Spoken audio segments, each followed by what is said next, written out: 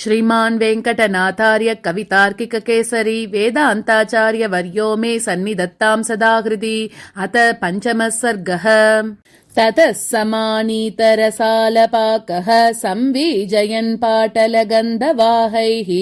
निरूढमल्ली विभवो निदागः सीरायुधं सौरिसकं सिषेवे। अभिप्रतीनां कुचकुम्भकक्ष्याम् आलिप्तकर्पूरहिमोदकानां ससुब्रुवां देहगुणेन यूनाम् आसीद्वसन्तादपि माननीयः।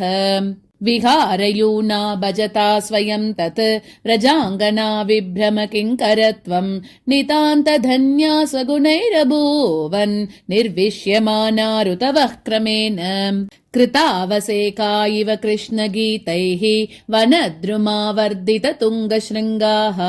अयत्नलब्धानि गवां बभूवुः स्थायीनि वर्षादपवारणानि। बभञ्जवातः प्रबलो न वृक्षान् न दिग्मरश्मिः सलिलं तताप ददाह वन्यां न च तत्र दावः संरक्षिता यत्र गवां स देवः। गावो महिष्यश्च गभीरनादाः सञ्चारिता शार्ङ्गभृता यतार्हम् कलिन्दकन्यामवगाह्य काले घर्मापधा सम्पदमेव बेजुः। गतेऽपि भूयिष्ठगुणे वसन्ते गोपा सुखं चारित गोदनास्ते कलिन्दजानूपसमीपभाजः कालं कठोरातपमद्य विते निरे जङ्गमदामकल्पैः अनोभिरद्यासित चत्वराणि निदागवर्षानुगुणानि गोपाः स्थानानि गोवत्स गुणोचितानि। अकालकाल्येन परेण पुंसा साम्यं गतानामिव वल्लवीनां सुखाय सर्वे समया बभूवुः स्वैरविच्छिन्न गुणैर्विशेषैः। सुधाप्लवस्वैरसकीमभिख्यां वनाश्रिते वर्षति कृष्णमेघे मध्यन्ति नेप्यादतिरे विहारान् घावः प्रकामं गतकर्मतापाः। तापापहन्तु स्वपदाश्रितानां तत्तादृशा तस्य समीक्षणेन न तस्य गोपादुषितस्य जज्ञे वनस्य वातातपवह्निपीडा। प्रसादिताः पाटलपुष्पजालैः प्रच्चाय निद्रा शमितोपतापाः दिनावसानस्नपनेन शीता गोप्यः प्रियैर्निर्विविशुर्निशीतान्। निदागतैक्ष्ण्यादिह दुष्टसत्त्वाः क्षोभं गवां कुर्युरधिक्षुदार्ताः इति क्षमानः सहजेन सार्धं व्यदत्तनातो मृगया विहारम्। प्रसक्त गङ्गा यमुनानुशक्त्या भासा तयोराहित गाढमोहाः अयत्नलभ्योपगमास्तदासन् व्यालाक्षणातर्भकवेदयोग्याः। अनुप्रयातैरिव देवमायामच्छेदनीयैरभिदिग्गजानां वनं तदन्तर्गतसत्त्वजातं पाशैरवारुन्धत वत्सपालाः। अनन्तलीलोचितभूमिकाप्तैः आवेदितान् वेदवने चरेन्द्रैः पतः समास्ताय गृहीत चापा गुप्तस्थितिं गोपसुतावितेनुः। क्षणादनिर्धार्य निदानभेदं दत्तापहासैर्वनदेवताभिः मृगायितं तत्र मृगेन्द्रमुख्यैः सिंहायितं गोकुलसारमेयैः। परिस्फुरत्कृत्रिमसत्त्वजातैः प्रसारितैः श्यामपटैर्वनान्ते स्वयं तिरोधाय तदर्हशब्दा गोपा मृगान् गूढचराच्चकर्षुः। शतावरीधामनिबद्धमूर्ध्नः शार्ङ्गध्वनिद्रासितसिंहयूतान् अनीकनाथ प्रमुखानकार्षीत् अग्रेसरान् व्यादतनूननन्तः। विमुक्तपाशा मधुवैरिवृत्यैः जिह्वालदुर्दर्शकरालवक्त्राः निपेतुरन्योन्य विमुक्तरोषाः श्वानो वराहेषु निशातदंश्राः। सम्भूय गोपाः प्रसभं प्रयुक्तैः सत्त्वानि वन्यानि समग्रसत्त्वाः गुहामुकाम्रेडित तीव्रघोषैः कोलाहलैराकुलयां बभूवुः। अमृष्यतो मानुषसिंहनादं गिरीन्द्ररौधैरपि दुर्निरोधान् बभञ्ज दृप्तो बलभद्रसिंहः सिंहान् द्विपेन्द्राणिव दुर्निवारः। गुञ्जाकलापप्रतिनद्दकेशैः आगुल्पमालम्बितपिञ्जजालैः निषङ्गिभिश्चारुपृषत्कचापैः गुप्तो बभौ गोपसुतैर्मुकुन्दः आक्रान्त्यकम्पेषु नकेषु धैर्यम् शौर्यक्रमम् श्वापदविक्रमेषु अशिक्षयत्क्षेमविदात्मभृत्यान् विहारगोपो मृगयापदेशात् आधाय लूनानि मुकुन्दबाणैः शृङ्गाणि शीघ्रम् वनकासराणाम् शार्ङ्गप्रमाणानि शनैरकाशोः तैरेव चारूणि धनुंषि बालाः मनुष्यमांसस्पृहया सरोषम् गुहान्तरादुत्पतितुम् प्रवृत्तान् शिलीमुखैर्कीलितशैलकण्ठान् कृष्णस्तथा केसरिनश्चकार नवाहृतैर्नाथ परिष्क्रियार्हाम् गुञ्जास्रजम् गोपकुमारवीराः विभिन्नवन्यद्विपकुम्भमुक्तैः मुक्ताफलैरन्तरयाम् बभूवुः शराहतानाम् विपिने मृगाणाम् आर्द्राहृतैश्चर्मभिरात्तहर्षाः अकल्पयन्नास्तरणानि गोपाः संवेशयोग्यानि सहायिनीनाम् अभिन्न पार्श्वेषु अवकाशभेदात् भिन्नस्थितीन् भीतिमपोह्य वत्सान् निरस्तसिंहेषु गुहागृहेषु न्यविविशन्नाथ नियोगबाजः अयातयामैरचिरप्रतापात् सुमृश्चपाकैरतिशल्यशृङ्गम् मांसैर्मृगाणाम् मधुनावसिक्तैः नन्दस्य भृत्या विपिनेन नन्दुः निवेद्यमानान् वनदेवताभिः सङ्गृह्य वन्यान् उपदाविशेषान् समम् सुहृद्भ्य सहसा विभेजे रामानुरोधेन रमासहायः त्राणम् सताम् दुष्कृतिनाम् विनाशम् तन्वन्नभीष्टम् मृगयाश्चलेन सच्चन्दचर्यानुगुणम् गवाम् तत् चक्रे वनम् शान्तमृगावशेषम् निसर्गकारुण्यतरङ्गवृत्त्या निर्वैरताम् नैगमगोपदृष्ट्या सम्प्रापिताः प्रापुरिवैगजात्यम् केचिद्गवाम् केसरिदन्ति मुख्याः विधून्वता धूलिकदम्बरेणुन् दाराकदम्बाङ्कुरकारणेन निन्युश्रमम् निर्जरबिन्दुबाजा नभस्वतानन्दसुतानुयाताः अमर्त्ययक्षेश्वरदामबाजः आरामयोरेकमिवावतारम् प्रशान्तघर्मातिशयम् प्रभावात् बृन्दावनम् नन्दसुतो वितेने दिशम् समाक्रम्य करैरुदीचिम् देवेरवौ दक्षिणतः प्रवृत्ते निदागक्लृप्त्या निगृहीत देहाम् वृश्चिम् पुनः स्रष्टुमियेष शौरिः अथा विरासीतपसारयन्ति तापम् गवाम् चण्डकर प्रसूतम् विचित्र सस्योदयमे च काङ्गी मेघाविला माधवयोगवेला महीभृतः संभृततीर्थतो यैः अम्बोदरैराशरिताभिषेकाः प्रयुक्त विद्युद्वलयैः पुनस्तैः प्रायेण नीराजनमन्वभूवन् दौतावदातैक्रकचच्छदानाम् पत्रैरविश्रान्त षडङ्घ्रिनादैः व्यदारयत् पुष्पशरः प्रतूर्णम् मानग्रहम् मानवती जनानाम् पयोमुचासेकवताम् स्थलानाम् वीरुत्प्ररोहा विविधा बभूवुः समीक्षितानाम् मधुसूदनेन श्रद्धादयात्या इव सद्गुणौगाः शितेन पञ्चेषु शरेण भिन्नात् वियोगिनी मानसतो विकीर्णाः तदेन्द्र गोपत्वमिवादिजग्मुः शोणाक्षितौ शोणितबिन्दुभेदाः मधुधृतेरुल्बणदन्तवीणा मेघानिले मेदुरबिन्दुजाले प्रभूतकम्पा प्रतयाम् बभूवुः शीतालुताम् कण्टकिनः कदम्बाः शतह्रदा शस्त्रविलासदीप्ता धीरप्रणादा धृतचित्रचापा कनद्बलागाद्वजपङ्क्तिरासीत् कादम्बिनी कामचमूरपूर्वा मृदङ्गधीरस्तनितो विहायाः सौदामणि संवृतचारुलास्यः बभौ नवानाम् प्रभवो रसानाम् रतिप्रियस्येव नटस्य रङ्गः अचिन्तितोपस्थितजीवनानाम् आसेदुषामभ्यधिकाम् समृद्धिम् तोयाशयानाम् परिवागजन्या स्वगुप्तिरन्योपशयप्रदाभूत् गुहासु गोवर्धनसम्भवासु प्रकामविस्तीर्णसमस्तलीषु गुणादिको विश्वसृजा प्रवर्षे वासः समादीयत वल्लभानाम् दरीषु गोप्यप्रसमीक्ष्य कृष्णम् दिशासु जीमूतगणम् मयूर्यः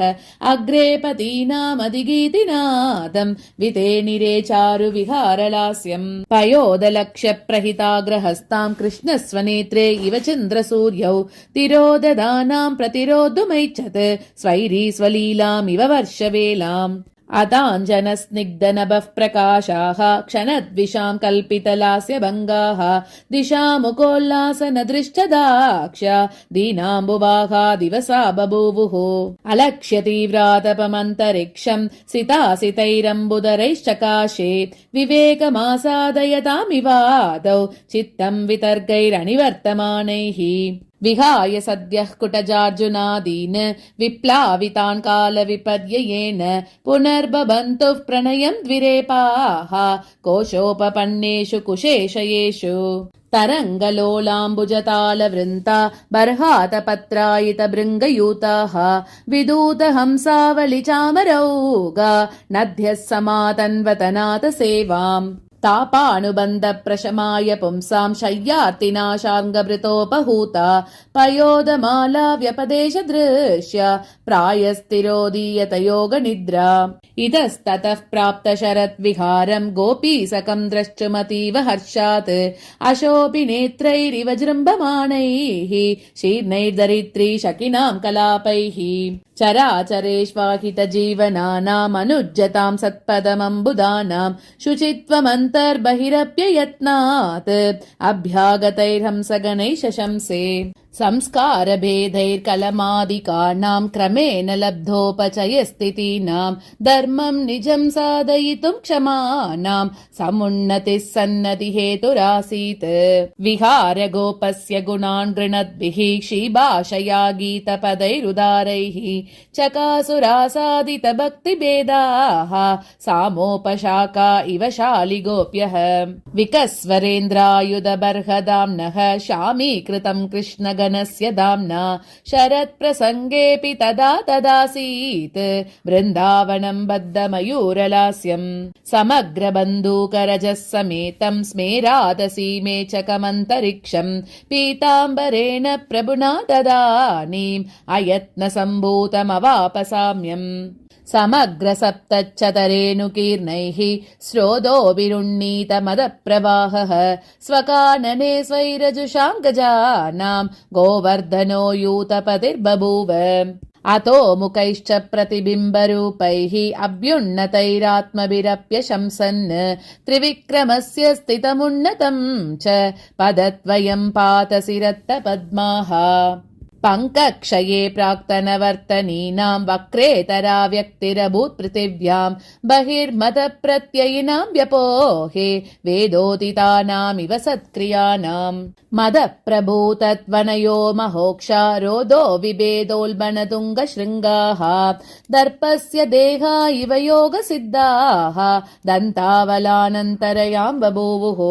सरोरुहाम् रक्तसितासितानाम् श्रिया बभौ शारदवासरश्रीः विहारभाजा गुणभेदयोगात् व्यक्तीकृता विश्वसृजेव माया आरक्तकल्हारविलोचनश्रीः क्लान्ताभृशम् केलगतिस्खलन्ति उन्नालनालीकमधूपभोगात् मत्तेव मार्ताण्डसुता बभासे वलग्नलग्नोर्मिवली विभङ्गाम् काले यथास्तान गृहीतकार्श्याम् अरंस्तपश्यन्ननगोऽनुरूपाम् श्यामाम् सुदृष्टामपि सूर्यकन्याम् शोणाकृतिम् कोकनदैरुदारैः इन्दीवरैराकलितात्मकान्तिम् सिताम्बुजैः सूचितजाह्नवीताम् एकामनेकामिव तामभुङ्क्त कुमुद्वतीम् प्रेक्ष्य कलिन्दकन्याम् तारापरिष्कारवतीम् त्रियामाम् नभस्थलीम् च स्फुटहंसमालाम् नातस्त्रिधा भूतममन्यतैकम् बन्दूकजालैः परिधानशोभाम् इन्दीवरैरप्रतिमामभिज्ञाम् मुखश्रियम् तामरसैर्मुरारेः संवृत्य लेभे शरदानुरूप्यम् पयोदराणां फलितं करण्या दिवश्च दारुण्यमिवार्पयन्त्या विचित्रभूम्ना शरदा स्वशक्तिं विज्ञापयामास विहारगोपः कुमुद्वती कल्पितभृङ्गगीतः सन्दर्शयन् दर्पणमिन्दुबिम्बं स चामरश्चन्द्रिकया सिषेवे तमीश्वरं तत्र शरत्प्रदोषः सरोरुहां रक्तसितासितानां स्थानेषु भृङ्गध्वनिभिः प्रतेने जिगीषतः पञ्चशरस्य विश्वं तूर्णं प्रवृत्तैरिव तूर्यघोषैः निर्मुक्तभोगीन्द्रनिभैः पयोदैः नभस्थली व्याप्ततनुर्बभासे अनङ्गयोग्यैर्हरिणीलभूमिः दौतप्रकीर्णैरिव चामरौगैः विभाव्य बन्धूकविबाधसन्ध्यां कालोचितं कल्पयितुं विहारं द्विजैरुपादा विनिसर्गशुद्धैः अङ्गीकृतानाविलतीर्थतोयैः अनिन्दितां ग्लानिमिवोद्वहन्त्यो वितेनिरे मन्दतरान् प्रचारान् वर्षाणि शीते दयितेन भुक्ताः श्रान्तिं प्रयाता इव शैवलिन्यः श्रिया समं भावितपद्मभूम्ना गणागमादुल्लसितः पयोदेहे रराजनीले रविरन्दरेक्षे मणीश्वरो माधव वक्षसीव अवाप्य सङ्कोचमतीव भूयः कालागमादुन्मिषतो नभस्तः विभागमापुर्विदिशो दिशश्च प्रजाः प्रसन्नादिव विश्वदाम्नः समुद्यतस्दिक्मरुचो गणाब्देः उन्निध्रतां पूर्वमुपाजगाम रताङ्गपानेरिव सिन्धुजन्म सरोजिनी चारु सरोजलक्ष्या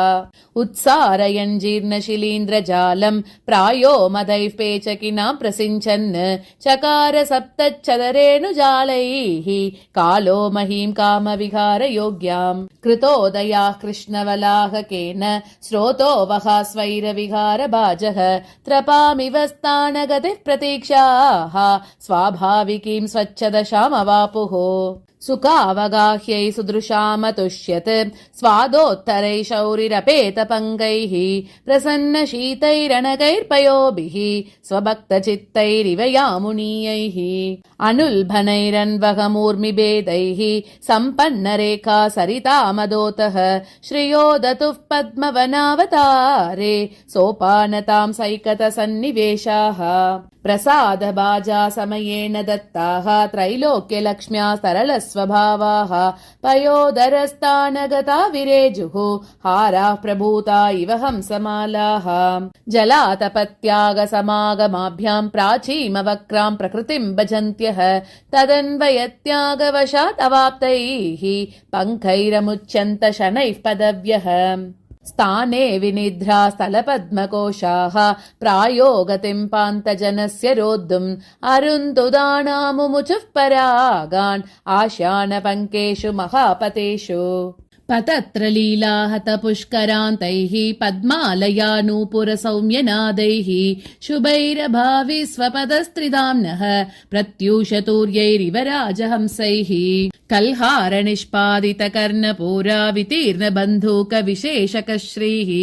आमुक्तपद्मोत्पलरेणुरासीत् सैरन्द्रिका कापि शरत्रिदाम्नः सरोजकोशान्मिषतः प्रभुग्नान् शालीन् विपाकानतपिञ्चराग्रान् शुकांश्च तेष्वा पततोऽनुमेने शौरी सयूत्यानिव शोणतुण्डान् स्ववेगसञ्चन्नगभीरभावं स्रोतस्विनीनामपहायतोऽयं कालुष्यमायोदनकालयोगात् वीराङ्गनानां हृदयं विवेश नवप्ररूढैर्नलिनीपलाशैः शाराणि वेशन्त जलान्यवापुः स्फुरत्कलङ्कस्य तुषारदाम्नः